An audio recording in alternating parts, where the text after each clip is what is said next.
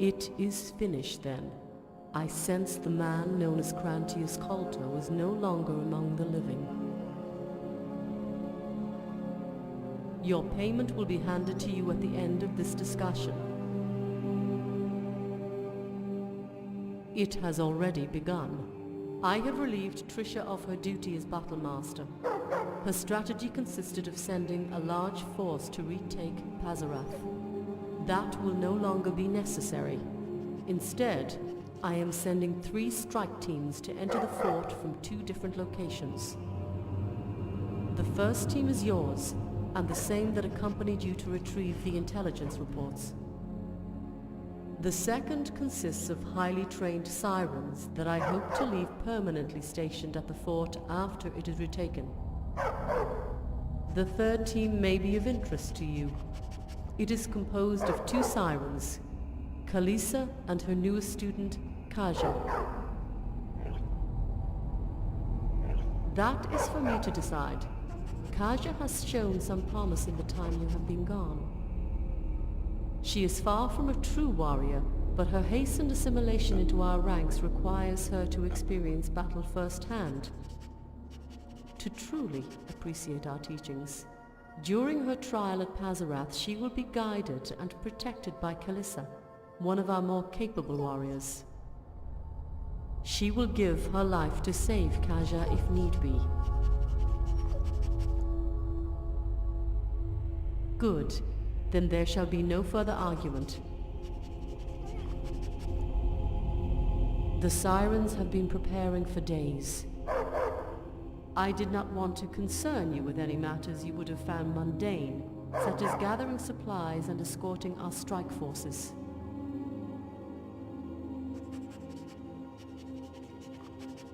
Yes, with 2 other teams assisting you, this mission will be less troublesome than you may be accustomed to on your spare time.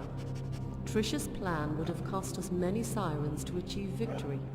We need not take such risks. However, the threat to my sirens is still there. Your strength is that of 100 warriors. You are their replacement, and as such you will be the sirens' guardian during this battle. The majority will be heroes of Nirn as usual, along with several Project Purity assassins. You will most likely encounter a new enemy there as well, Project Purity Vanguards.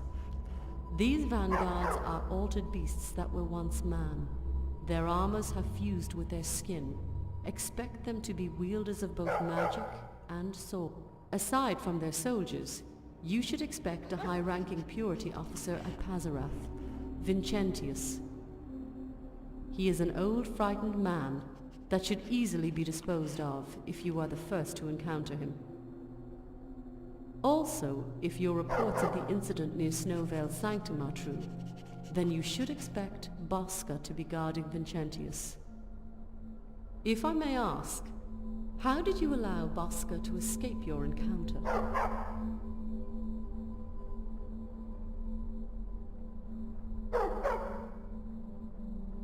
That is understandable.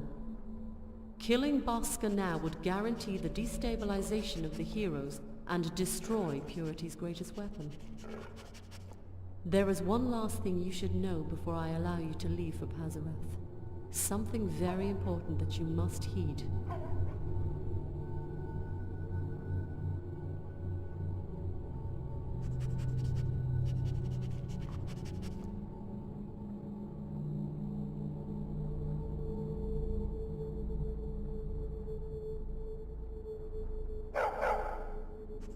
There is a grotto atop Fort Pazareth. Vincentius will surely be near that area, given its symbolic importance to Purity. In that grotto is a shrine dedicated to a spirit that perished there 200 years ago, fighting an infant version of Purity. The spirit is a master of deceit. Her trickery has no bounds. She is a being that has no place in this world. She calls herself Serenity. That is true, but she follows the agenda of a caste of hypocrites and maniacs that make the Daedric Lord Sheogorath's realm seem tame in comparison. Serenity's master was a malevolent goddess. Her realm is shunned by all who have had the misfortune of meeting her.